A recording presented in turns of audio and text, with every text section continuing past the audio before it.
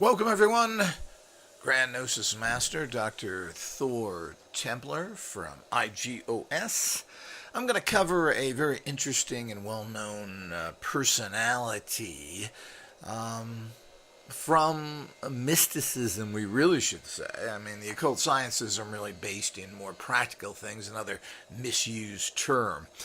Um, and that's Madame Blavatsky, the famous writer, one of the founders, and a lot of people seem to um, not give credit to others, but she was one of the founders of the Theosophical Society,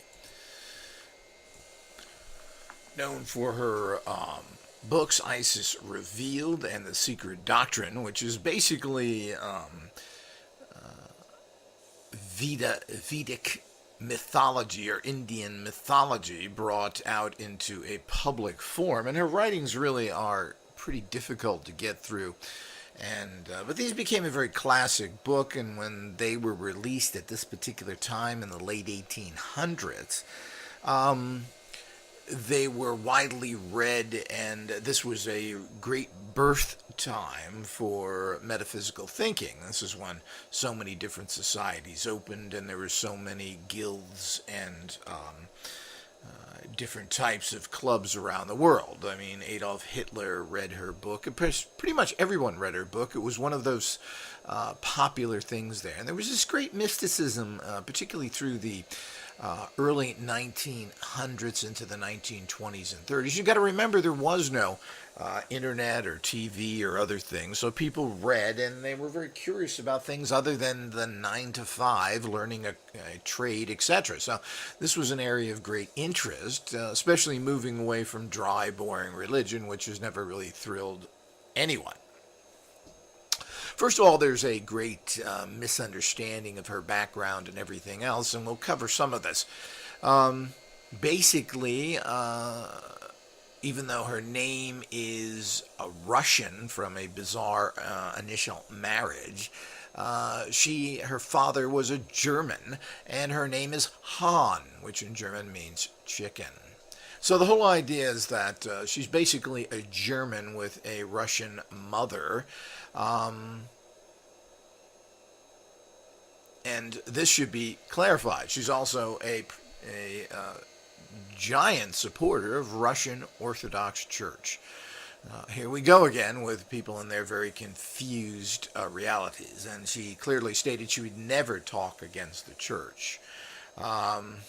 These are the type of things that you have to look at. Now, a very confused person, and of course, it's always very difficult for me personally to separate the individual from their message. And this is a mistake to a large degree because you can't really, you have to see what someone is saying in their writings. But the problem is it's going through a particular filter, and I've seen this with Satanists and other religious people, and they tend to get things wrong. They tend to bend things because of their own personal situation.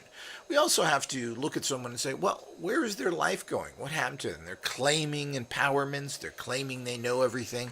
Then how come they are such a mess? And Blavatsky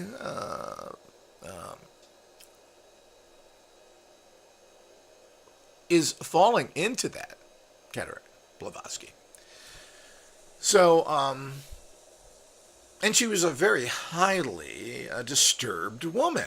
And there's just no way to counter this in any way. Now, whether these rewriting of Indian mythology books gained anything, and she wrote it in a more non-fiction way, I think she took a lot of great documents and made them very boring. Her books are very difficult to go through. And, the problem with so many things of this kind of age is, well, there's a grossness to them that has some value. We're at a time where we're going through the age of understanding. We have huge amounts of new research, new writers, new people that have come along to explain things much better than these older writers, which are basically so arcane and so many hundreds of years in the past that their information, particularly of this nature, is not very good anymore.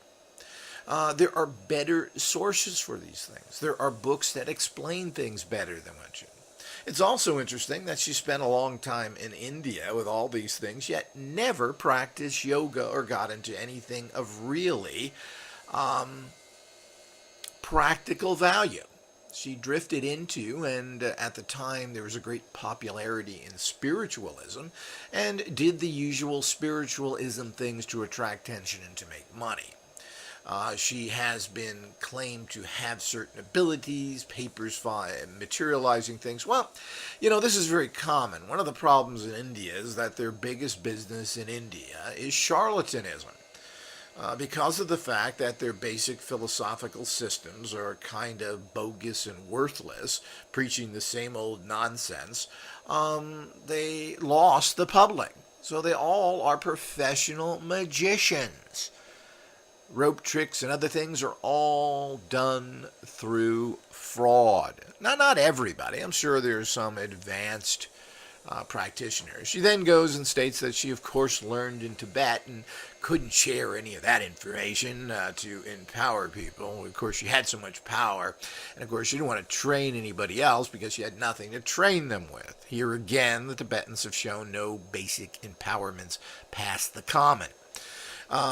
It's the same old story. Any society that is a mess, that is rooted in horrible practices, as most of Tibetan Buddhism and everything else is, with their taking children and putting them in monasteries, mixing them all together, their strange ideas of sexuality, all the things that happen. Of course, I'm sure she enjoyed that, being a person with extreme sexual problems.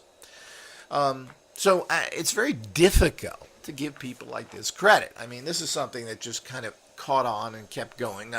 The society that she created, which is still in operation today, became successful because that was something that was of great interest at that time. If you were a person into metaphysics, well, that was the main place to go. And as usual, when things go back many hundreds of years or even 100 years, the people involved in things were not your average Joe because they were too busy trying to survive.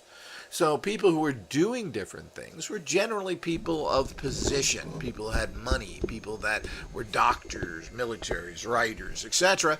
And these people were involved. So you had this higher level of credibility. Mostly because the average person was just trying to survive.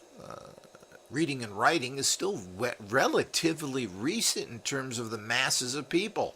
It wasn't too long ago, even in the 60s, there was a real problem with people who couldn't read and write.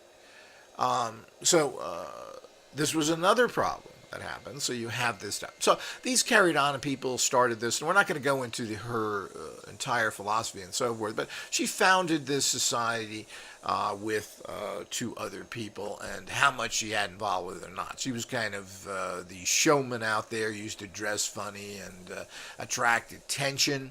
The fact that she comes from a very questionable background and being of so-called Deutsch or German ancestry shows the kind of mental problems that are portrayed in her entire life. We're talking about a very problematic, delusional, and psychotic society that the Germans are and continue to plague the world even to this day. So, she was part of that, and she was quite bizarre and certainly didn't demonstrate any power other than what I consider theatrical acting for the public, plain and simple. You produce things like that, people pay attention. She's been credited with making certain statements like that, and saying that she did trickery and so forth. We don't really know the full story there. But, I have a real problem with people who claim to have great abilities. First of all, she was a terrible drug addict. She was addicted to nicotine. Oh, that's not drugstore. That's just cigarettes, and all those people in this society that smoke them are nothing more than drug addicts. It's a horrible drug, plain and simple. and she smoked every second of her life. So the point is that I'm sure she tried to smoke while sleeping. She was known for this. She was known for her typical smoking everywhere, leaving ashes, making a mess, in her typical German sloppy way. So the whole idea is that these types of things, again, is a serious problem. Secondly, she was horribly obese. She was over 300 pounds, maybe even up to 400 pounds later in life. This was claimed that she had some sort of a disease, that she actually retained water, and there was no way to get rid of that. Well, I guess all the Indian herbists and all those great healers in Tibet couldn't figure out how to get water out of your system. I can give you 10 herbs right now that will get water out of your system. So I don't know, but she was sick. And she was obese to the point she could barely walk or do anything else. Certainly, this is a very high state of evolution where your body is horribly obese, you're horribly sick, and you're supposed to be able to have some great empowerments. This is crap, plain and simple. The other idea is that she was, which is a problem that seems to perpetrate so many females, is she was completely and totally against any type of sex and never had sex, even though she deluded and married some poor sucker who then she refused to consummate her marriage with.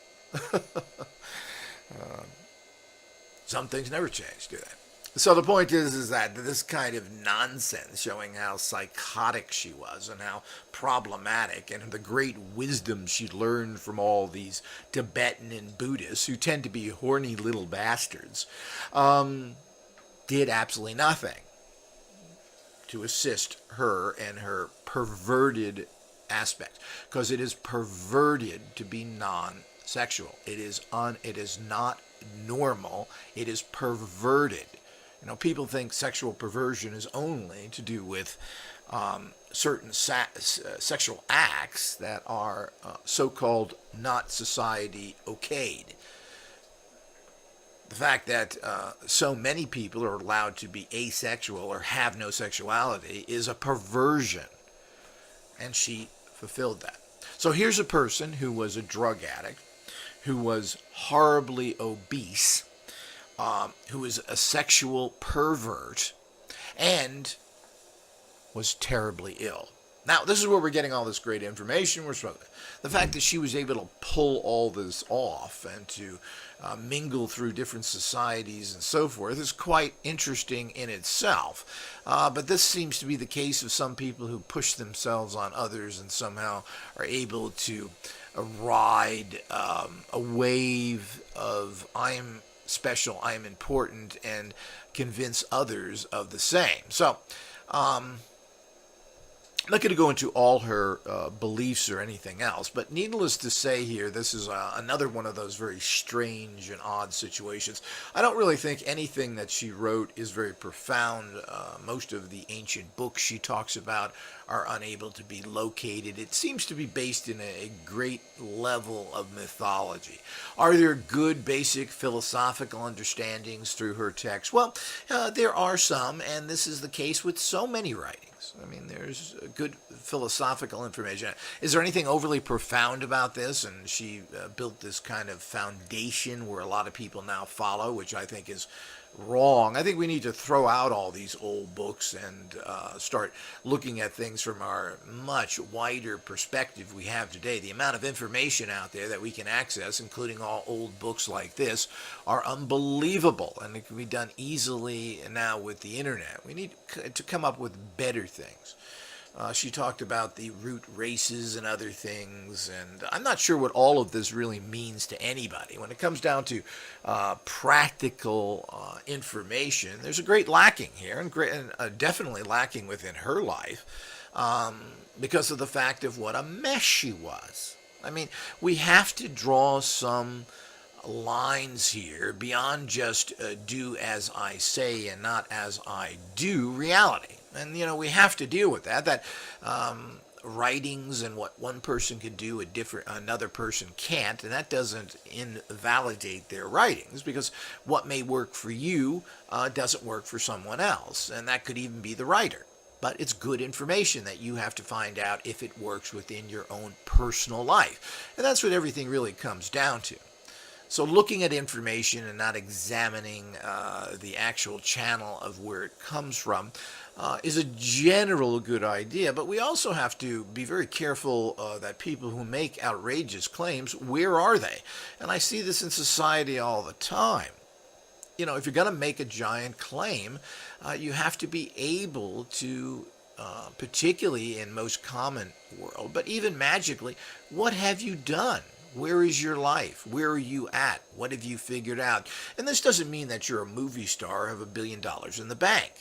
Those are low-level aspirations that anybody with magically empowered or spiritually empowered would not be overly interested with, to the extreme. But basically, if you're a sick person, if you have strong sexual problems, if you're a drug addict, well, we have to really question your material.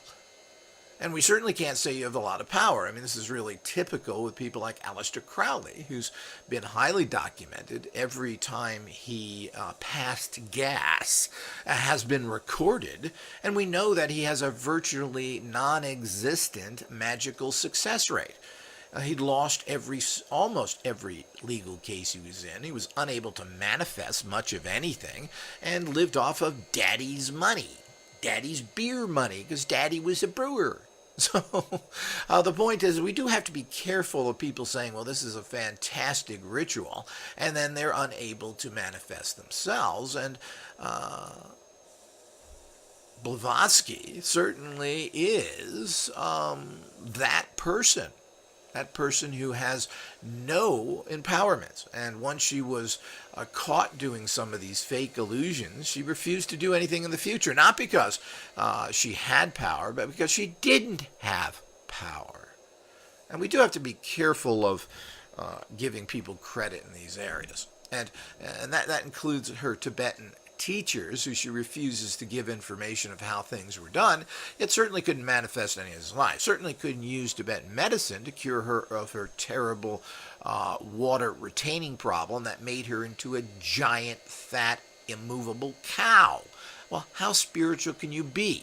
Secondly, there's a major connection between spiritual levels of understanding and empowerment and physical health. If you're tired and painful, you ain't thinking too good.